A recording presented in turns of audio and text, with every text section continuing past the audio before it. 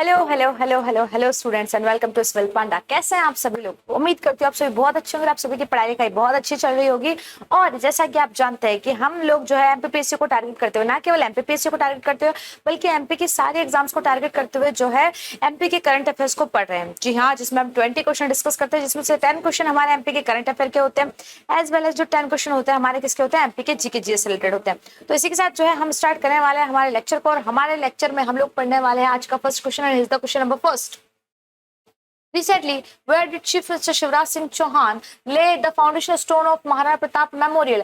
हाल ही में मुख्यमंत्री शिवराज सिंह चौहान ने कहां पर महाराणा प्रताप स्मारक का शिलान्यास किया है? इसको महाराणा प्रताप स्मारक या महाराणा प्रताप लोक भी आप कह सकते हैं, है ना। दोनों चीजें इसको कही जा रही है, तो आप इसे महाराणा प्रताप स्मारक कह सकते हैं या आप इसे महाराणा प्रताप लोक कह सकते हैं, है ना। ये अनाउंस कब हुआ था भैया? ये अनाउंस हुआ था आपको 22 मई 2023 को, है ना। और महाराणा प्रताप स्मारक बनाया गया। साथ ही साथ जो इनका घोड़ा था चेतक, है ना, इनके जो साथ में लोग थे, जैसे जिन्होंने योगदान दिया है ना, भामाशाह हो गए, पुंजी हिल हो गए, इन लोगों ने इनको योगदान दिया है। तो इनके लिए भी क्या किया जा रहा है, इनका योगदान भी याद करने के लिए वहां पर स्मारक बनाए जा रहे हैं। आप जानते हो कि भाई महाराणा प्रताप का जन्म दिवस कब था, है ना, मई में हुए थे। ये 9 मई, है ना, 9 मई को हुए थे। इस दिन जो है महाराणा प्रताप जयंती वगैरह भी मनाई जाती है। महाराणा प्रताप के बारे में यदि हम कहें तो इनका कवच ही जो था वो कितने का था, 72 किलो का था, और इनका भाला अपने आप में 81 किलो का था, है ना। तो भाई इतने लगभग ये समझिए 250 किलो वेट ये अपने बदन पर लेकर पूरा, इनकी तलवार भी काफी भारी थी और ये दुश्मन से लड़ते थे। तो अपने आप में ये चीज अनोखी है।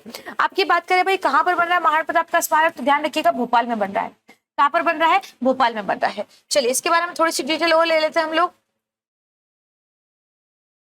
Chief Minister Shivraj Singh Chauhan laid the foundation stone of Maharana Pratap Lok in special program organized in TT Nagar Stadium in Bhopal. कहाँ पर हुआ है भैया? टीटी नगर स्टेडियम भोपाल में। चलिए नेक्स्ट क्वेश्चन।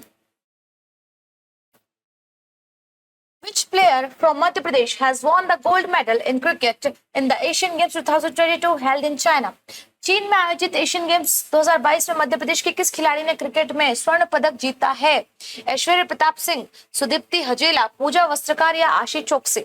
इनका नाम पहले भी आया होगा, याद है आपको तो, है ना।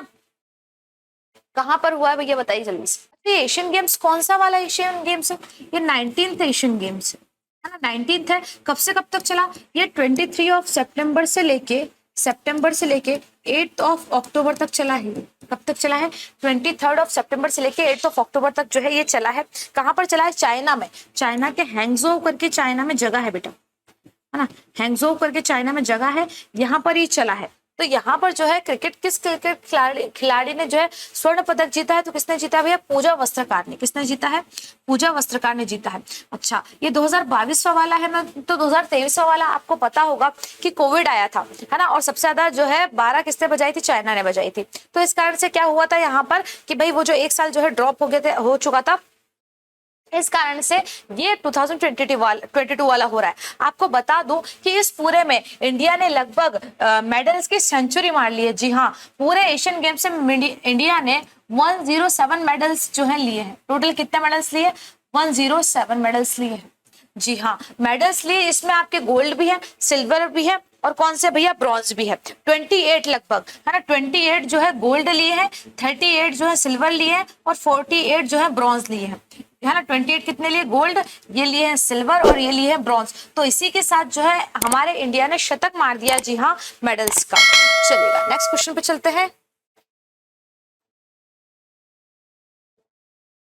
How many awards has Madhya Pradesh won in the best tourism competition of the Ministry of Tourism? पर्यटन मंत्रालय की बेस्ट टूरिज्म विलेज प्रतियोगिता में मध्य प्रदेश ने कितने अवार्ड जीते? 1, 2, 3 या 4? 1, 2, 3, 4 बताओ जल्दी से। कितने जीते हैं भैया? तो ध्यान रखिएगा, केवल कितने अवार्ड जीते हैं भाई? 2 अवार्ड जीते हैं। कितने अवार्ड जीते हैं? 2 अवार्ड जीते हैं बेस्ट टूरिज्म विलेज में, है ना। The occasion of the world tourism day कब आता है? वर्ल्ड टूरिज्म डे ध्यान रखिएगा 27 सितंबर को आता है।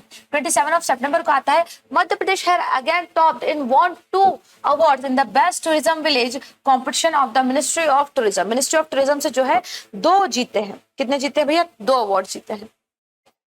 Question, Which city will be developed as the third metro city in the state? कि भैया हमारे प्रदेश में, मध्य प्रदेश में थर्ड मेट्रो सिटी कौन सी बनने वाली है? दो मेट्रो सिटीज ऑलरेडी बन चुकी हैं, है ना, जहां पर मेट्रो का काम चल रहा है। कहां तक पहुंचा है ये मैं आपको नहीं बता सकती, क्योंकि हमको खुद ही समझ में नहीं आ रहा अभी तक यहाँ पे जो है काम कहां तक पहुंचा है। ठीक है, बस कुछ नहीं है, साइड साइड से गाड़ी निकाल के निकल जा रहे हैं हम लोग, हमको अंदर देखने भी नहीं दे रहे, इतनी बड़ी बड़ी वो लगा दी कि मेट्रो का काम कहां तक पहुंच चुका है। अरे भाई हमें तो देखने दो कहां तक पहुंच चुका है। ठीक है, तो अब जो है इंदौर और भोपाल के अलावा जो है जबलपुर में, कहां पर बेटा, जबलपुर में भी जो है मेट्रोज बनाई जाएंगी। बताइए, इंदौर भोपाल तक तो ठीक था, पर कहाँ है, जबलपुर में बनाई जा रही है ना, कुछ नहीं कह सकते। चलिए, जबलपुर में भी बनाई जाएंगी। नेक्स्ट क्वेश्चन पे चलते हैं। The chief minister said that the development work of Jabalpur is being done consciously. Jabalpur will be developed as a metro city. A metro network will be laid here, which will play an important role in its development. Jabalpur will be third metro city of the state. Jabalpur कौन सी third है? दो कौन सी? Indore and Bhopal. चलिए, next question. In which building has the cultural evening programme been organize? सांस्कृतिक संध्या कार्यक्रम का आयोजन किस भवन में किया जा रहा है? मध्य प्रदेश भवन, वल्लभ भवन, रविन्द्र नाट्य सभागृह, या इनमें से कोई नहीं, नन ऑफ दीज। बताइए कहां पर जो है ये किया जा रहा है, जल्दी बताओ। मेरे माही जिन्ना सोना, ना कोई होया ना कोई होना। सांस्कृतिक संध्या कार्यक्रम का आयोजन हो रहा है भाई मध्य प्रदेश भवन में। कहां पर हो रहा है? मध्य प्रदेश भवन में। चलिए, थोड़ा सा इसके बारे में हम और डिटेल ले लेते हैं। A cultural evening programme was organised in auditorium hall of Madhya Pradesh Bhavan. The programme featured captivating performances by renowned tabla player Ustad Salim Alhawale and Kathak dancer Suvi Anuradha Singh. ठीक है, आयुष आपके द्वार योजना से रिलेटेड टू, आयुष आपके द्वार योजना का संबंध किससे? देखिए, आयुष आपके द्वार, मैंने आपको पहले भी बताया, ये चीज हम लोगों ने शायद पिछले वाले लेक्चर्स में काफी बार डिस्कस की है कि जहां पर भी हम बात करते हैं किस चीज की बेटा, आयुष, तो आयुष का सीधा सा रिलेशन किससे निकलता है? मेडिसिन से निकलता है। ठीक है, तो यहाँ पर भी ध्यान रखिएगा इसका किससे रिलेशन है। आयुष आपके द्वार जो स्कीम थी इसका रिलेशन किससे था? मेडिसिन था। 5 अगस्त से, है ना, 5 अगस्त से जो है ये चलाई गई थी। किस लिए चलाई गई थी भाई? कई सारे ऐसे एरियाज है जहां पर बारिश में क्या होता है, बारिश में ये कई मेडिकल फैसिलिटीज पहुंचना बहुत ज्यादा मुश्किल हो जाता है ना भाई। घरों में पानी घुस जाएगा, दुकानों में पानी घुस जाएगा, लोग जो है डॉक्टर के लिए तरस रहे हैं, डॉक्टर आ जा नहीं पा रहे गाँव में। तो ऐसी जगह के लिए एएनएम्स, आशा जो वर्कर्स है हमारे यहाँ की, वो क्या करेंगे, घर घर जाकर जो मेडिसिन वगैरह सब जो है लोगों को, जो नीडी पीपल्स है उनको प्रोवाइड करवाएंगी। चलिएगा, आयुष आपके द्वार scheme is being operated in the state from August 1st through the scheme. The field staff Ayush department is reaching door to door and providing health facilities to the citizens. This scheme will be operated regularly till September 30. 30 सितंबर तक लगातार चली है ये। ठीक है, मैंने आपको ये बताया, घर घर जाके क्या देंगे, उनको मेडिकल फैसिलिटीज देंगे। Recently, Dhananjay Dubey of Gwalior has been honored with Vikram Award 2022 in the disabled category. He is related to which sports? कि भाई हाल ही में ग्वालियर के धनंजय दुबे को दिव्यांग वर्ग में प्रथम पुरस्कार, विक्रम पुरस्कार जो है उससे 2022 से सम्मानित किया गया है। इनका संबंध जो है वो किस खेल से रहा है? सॉफ्ट टेनिस, शूटिंग या क्रिकेट? जल्दी बताइए। धनंजय दुबे। अच्छा, विक्रम अवार्ड की मैं बात करूं तो किसको दिया जाता है विक्रम अवार्ड भाई? सबसे पहली बात तो 19+ को दिया जाता है। इसमें कितने पैसे दिए जाते हैं? लगभग जो है 2 लाख रुपए इसमें दिए जाते हैं। कितने पैसे दिए जाते हैं बेटा? लगभग जो है 2 लाख रुपए इसमें दिए जाते हैं। और भाई धनंजय जी को किसके लिए दिया गया है? दिव्यांग कैटेगरी में टेनिस के लिए। किसके लिए दिया गया है? ये टेनिस के लिए दिया गया है। चलिए नेक्स्ट क्वेश्चन पे चलते हैं। Dhananjay Dubey of Gwalior has been honored with Vikram Award 2022, the disabled category. Dhananjay Dubey tennis in the दिव्यांग कैटेगरी। विक्रम अवार्ड के बारे में ये बात मैंने आपको बता दी है। ठीक है, नेक्स्ट क्वेश्चन पे चलिए। Which is India's first functionally literate district? Bharat का पहला कार्यात्मक रूप से साक्षर जिला कौन सा है? मंडला, अलीराजपुर, झाबुआ या रतलाम? बताओ। फर्स्ट फंक्शनल लिटरेट डिस्ट्रिक्ट, चलिए फंक्शनल लिटरेट क्या होता है? फंक्शनली लिटरेट, मैम लिटरेट तो सुना था, है ना, कि पढ़ा लिखा, है ना, लिटरेट हमने सुना था पढ़ा लिखा, लेकिन ये फंक्शनली लिटरेट क्या होता है? फंक्शनली लिटरेट का मतलब होता है कि यहाँ के जो लोग हैं वो अपना नाम लिखने में, गिनतियां गिनने में और लिखने और पढ़ने में साक्षर है। देखिए लिखने पढ़ने का मतलब केवल ये नहीं कि उनके पास कुछ डिग्रीज हो या कुछ हो, ऐसा कुछ भी हो, ऐसा कुछ नहीं है। फंक्शनली लिटरेट मतलब उन्हें अपना नाम लिखना आता है ना, उन्हें जो है थोड़ी बहुत चीजें पढ़ना आता है, उन्हें कुछ गिनतियां गिनना आता है, that is called functional literate, कि जो फंक्शंस हैं वो उनको आते हैं। तो यहाँ पर वही बात की गई है। ऐसा कौन सा जिला है, तो ध्यान दीजिएगा बेटा, ऐसा जिला है हमारे यहाँ का मंडला। कौन सा जिला ऐसा? मंडला जिला ही ऐसा है जो कैसा है भाई, फंक्शनली लिटरेट है। चलिएगा नेक्स्ट क्वेश्चन पे चलते हैं। Mandla district of Madhya Pradesh has become India's first functional literate district. This has been announced by state government. A fully functional literate district means that all the people here can now write their names and know how to count, write and read. यही मैंने आपसे कहा कि वो उनके नाम लिख सकते हैं, उनको पता है कि गिनते कैसे हैं, उनको लिखना और पढ़ना आता है, बस। उनको कोई degree, PhD holder, MA, BA नहीं है, पर उनको इतना आता है। Who is the first transgender to get a government job in the state? प्रदेश में सरकारी नौकरी पाने वाली में पहली ट्रांसजेंडर कौन है? नीलिमा सिंह, ज्योति, संजना सिंह या यामिनी? मैं आपको बता दूं, हाल फिलहाल में एमपी गवर्नमेंट ने जो ट्रांसजेंडर कम्युनिटी होती है इसको जो है ओबीसी में रखने का फैसला लिया है। किसमें, कौन सी कैटेगरी में रखने का फैसला लिया भाई? ओबीसी कैटेगरी में जो है रखने का इसको फैसला लिया है ना। और इनको भाई किसमें मिली है जॉब,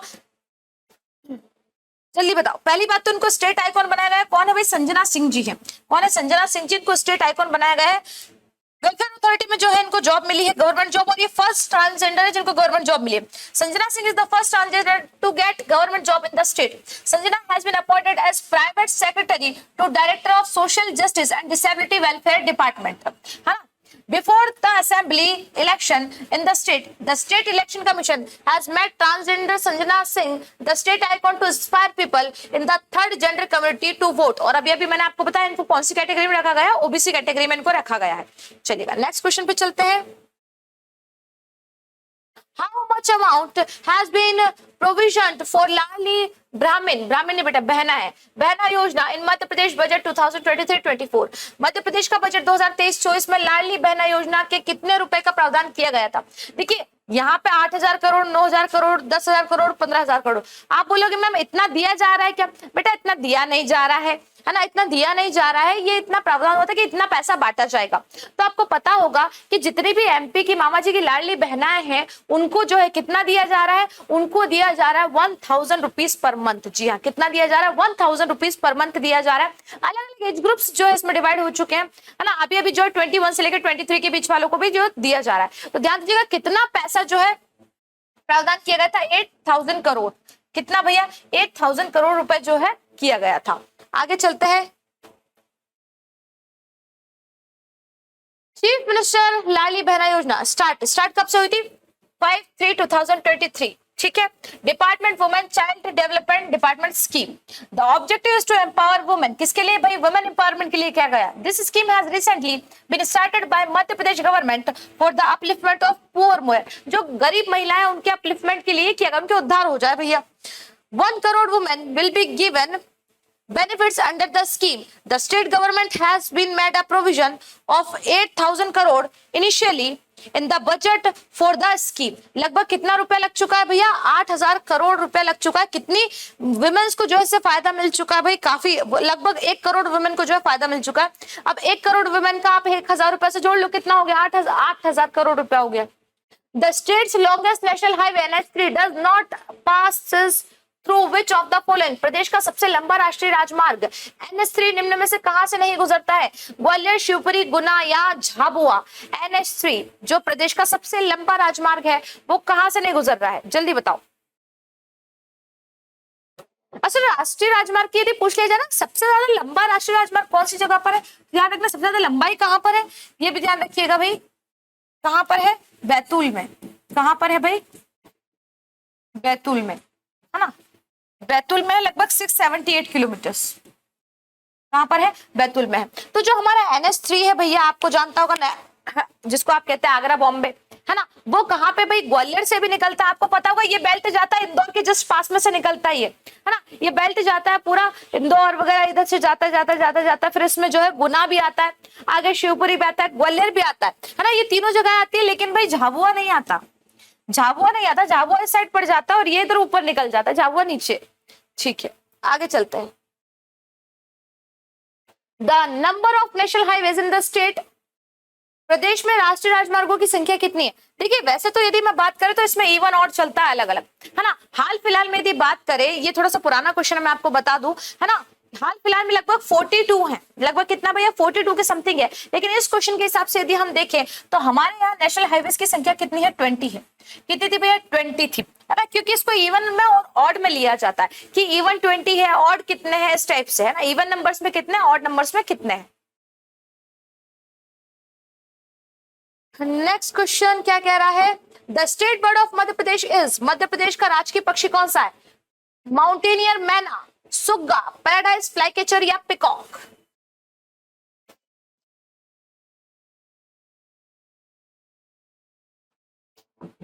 अच्छा, हमारे यहाँ का राजकीय पक्षी हो, स्टेट बर्ड हो, स्टेट ट्री हो, है ना, या स्टेट आप कहें कि एनिमल हो, ये सब डिक्लेयर कब किया गया था।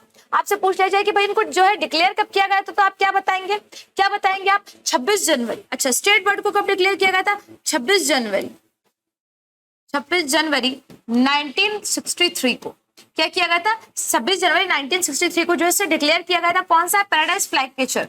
इसे जो है क्या कहा जाता है, इसे जो है शाह ए बुलबुल, क्या कहा जाता है बेटा, शाह ए बुलबुल, या इसे ही सुल्ताना, सुल्ताना, सुल्ताना ये ना है, ठीक है, NA है, सुल्ताना बुलबुल भी कहा जाता है।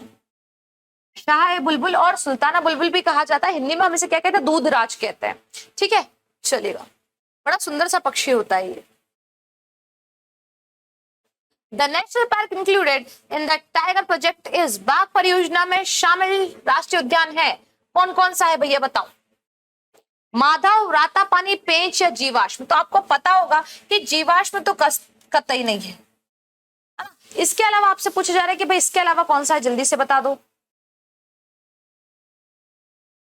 है ना।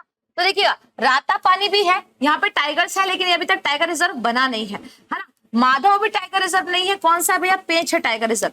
कौन सा है, पेंच है। कब बना था पेंच भाई, 1975 में जो एस्टेब्लिश हुआ था, है ना। 1975 में ये क्या हुआ था भैया, एस्टेब्लिश हुआ था। कौन से जिले में है ये, MP में आपसे पूछ लिया जाए तो क्या बताएंगे भाई, कौन से वाले जिले में है ये है हमारे कौन से वाले जिले में भाई, छिंदवाड़ा में।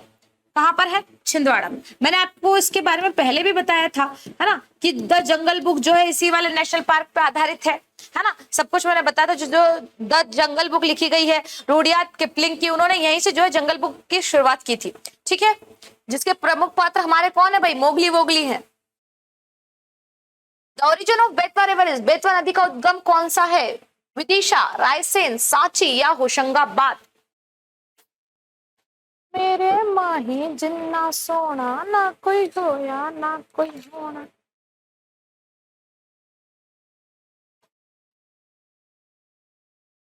देखिएगा, बेतवा नदी का जो उद्गम होता है वो रायसेन से होता है। रायसेन में भी कहा, तो कुमरा गांव, कुमरा गांव।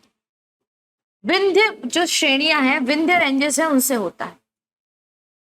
ये रेंजेस भी याद रखना कि भाई कई बार आपसे पूछ लेता है सतपुड़ा रेंजेस से होता है या विंध्या रेंजेस से होता है, तो आपको पता होना चाहिए विंध्या रेंजेस से होता है। बेतवा को पुराने उसमें क्या कहा गया है, वेत्रवती नाम से जाना जा रहा है, वेत्रवती। यहां तक कि आप बात करेंगे तो जो है हमारे कालिदास जी है, कालिदास जी ने अपने मेघदूत, उनका बहुत प्राचीन ग्रंथ है, उनका बहुत ये कहो फेमस ग्रंथ है ना।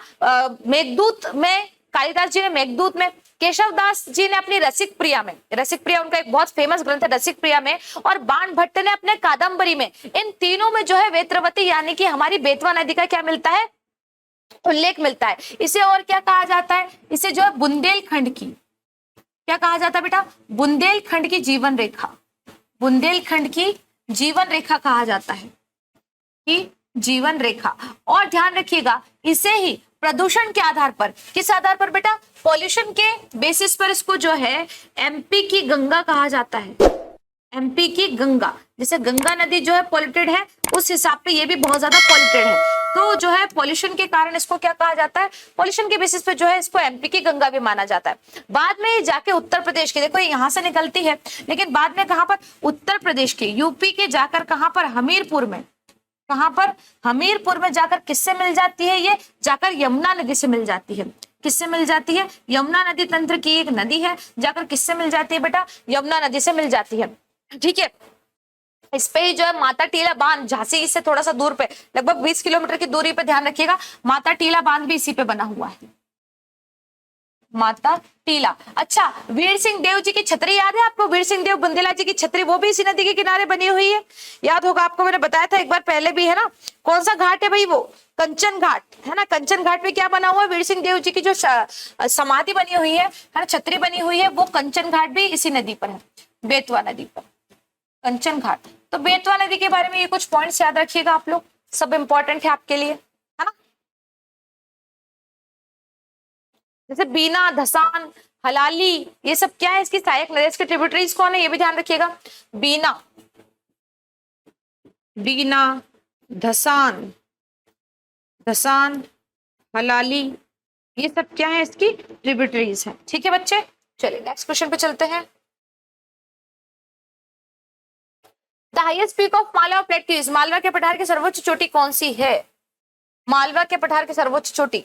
अब यहाँ पे आपको जो है क्वेश्चन में गड़बड़ दे दिया, कई सारे बच्चे जाएंगे और सीधा का सीधा क्या करेंगे। देखिए, सबसे पहले यदि हम बात करें मालवा का पठार, तो ये सेंट्रल इंडिया में आता है। किस में आता है बेटा?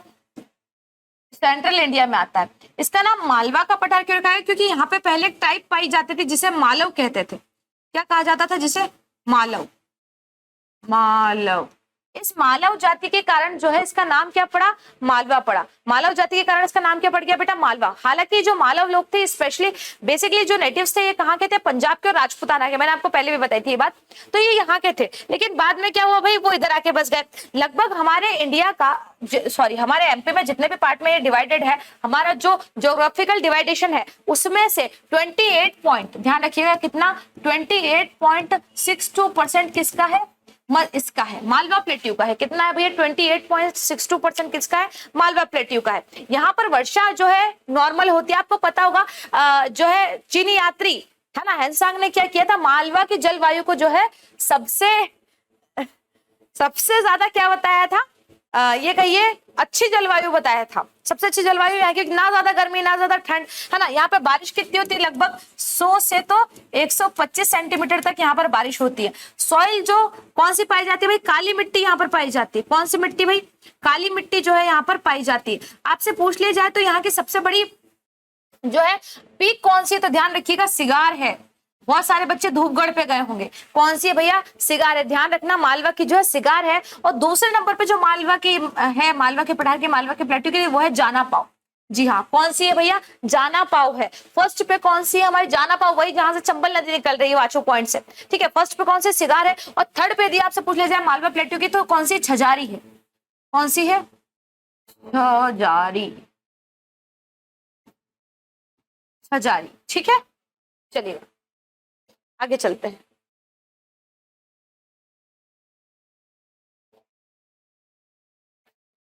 Largest city in terms of population, भाई पॉपुलेशन में जो है सबसे लार्जेस्ट सिटी कौन सी है?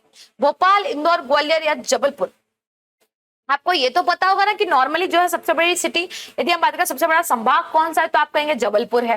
वो संभाग है, हम डिवीजन की बात यहाँ पे नहीं कर रहे, हम सिटी की बात कर रहे हैं, है ना। और वो भी एरिया में, पॉपुलेशन में नहीं। पॉपुलेशन में तो आपका इंदौर ही है ना। ध्यान रखिएगा, पॉपुलेशन में सबसे ज्यादा इंदौर है। पॉपुलेशन में सबसे ज्यादा इंदौर है। साथ ही साथ ये कहो डिवीजन जो है सबसे ज्यादा पॉपुलेट डिवीजन कौन सा है? वो भी इंदौर ही है। एरिया के हिसाब से जबलपुर है। चलिएगा, सबसे कम निमाड़ी, छोटू सा है। On 1 November 1956 the district in Madhya Pradesh were 1 नवंबर 1956 को मध्य प्रदेश में कितने जिले थे? 41, 45, 43 या 61? देखो आपको पता होगा जो हमारा राज्य पुनर्गठन आयोग बना था, जिसे हम फजल अली आयोग भी कहते हैं 1953 में, उसकी अनुशंसा पर क्या हुआ था? उसने कहा था कि भाई एमपी में या पूरे इंडिया में, सॉरी पूरे इंडिया में क्या होगा, लिंग्विस्टिक बेसिस पे क्या बन सकते हैं हम, डिस्ट्रिक्ट स्टेट्स जो है बन सकते हैं। तो जब वो स्टेट्स बने थे, है ना, तब हमारे यहाँ क्या हुआ था, पूरे इंडिया में लगभग पूरे इंडिया में कितने 14 स्टेट्स कितने बनाए गए थे भैया? 14 स्टेट्स बनाए गए थे और 6 यूनियन टेरिटरीज बनाई गई थी, केंद्र शासित प्रदेश बनाए गए थे। इन 14 में से एक हमारा एमपी भी था, और उस टाइम पे एमपी में कितने जिले थे भैया? 43 थे। ध्यान रखिएगा कितने थे? 43 थे। वैसे part A, part B, part C में अलग अलग जिले थे, लेकिन कुछ इधर दे दिए, कुछ उधर दे दिए, सब कुछ कर करके लगभग जब एमपी बना था तब यहाँ पर कितने जिले थे? 43 थे। हाँ, जब सीजी भी हमारे साथ था। चलिए next question, Vishwanath temple located, Vishwanath का मंदिर कहां पर स्थित है? विदिशा, सांची, खजुराहो या जबलपुर? विश्वनाथ, पार्श्वनाथ, कंदरिया महादेव, ऐसे मंदिरों के नाम आए तो सीधा सीधा, वैसे एक काशी विश्वनाथ मंदिर अलग है, उसकी बात नहीं कर रहे, तो यहाँ पर कहां पर है भैया? खजुराहो में, है ना। ये जो विश्वनाथ मंदिर है ये किसने बनवाया था? ये बनवाया था धंग देव ने, धंग देव ने। इसे कब से कब तक के बीच में बनाया गया बेटा? इसे 1950 से लेके तो 1050 के बीच में जो है बनाया गया। धंगदेव जो थे चंदेल डायनेस्टी के थे।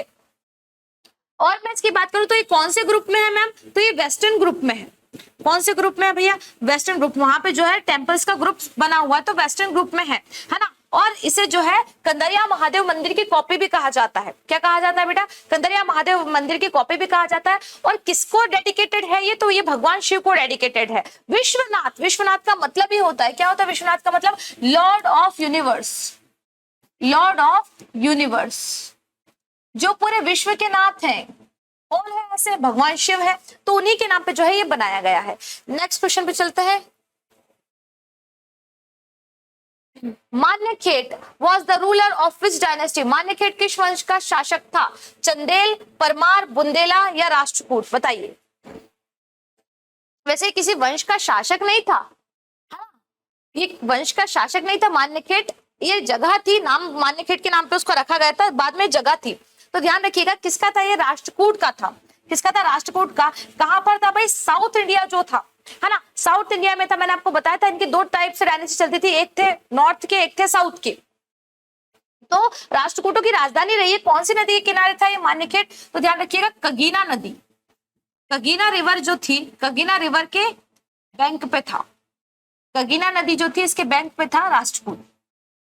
राष्ट्रकूट वंश के बारे में मैंने आपको बताया, इन्होंने किसको हराया था? इन्होंने अरबों को हराया था। कल के लेक्चर में हमने क्वेश्चन डिस्कस किया था, है ना। और कहां पर है हाल फिलहाल में ये? कहां पर? ये भी ध्यान रखना, कर्नाटक में है। कहां पर है हाल फिलहाल में ये? हाल फिलहाल में जो है ये कर्नाटका में है। ठीक है, चलिए। सो भाई इसी के साथ हम क्या करते हैं, हमारा जो है आज का लेक्चर हम यहीं पर खत्म करते हैं। Thank you so much for watching. आज के हमने 20 क्वेश्चंस जो है डिस्कस कर लिए हैं। कई सारी चीजें हमने बैकग्राउंड को भी पढ़ा, आगे पीछे की चीजों को भी हमने पढ़ा, और मेरे हिसाब से आपको सारी की सारी चीजें समझ में आई होंगी, सारे सारे फैक्ट्स आपने लिखे होंगे। यदि आपको ये पीडीएफ चाहिए तो आपको कहाँ जाना है? सिविल पांडा के आप टेलीग्राम चैनल पर चले जाइए, वहां पे आपको पूरा पीडीएफ मिल जाएगा। तो भाई ऐसे ही नेक्स्ट लेक्चर के लिए जुड़े रहिए सिविल पांडा से। इस लेक्चर को फटाक से शेयर कर दीजिए, लाइक कर दीजिए अपने दोस्तों के साथ, और कोई भी डाउट हो तो फटाक से जो है कमेंट जरूर कीजिएगा। वापस से मिलेंगे नेक्स्ट लेक्चर में, तब तक के लिए थैंक यू सो मच। जय हिंद।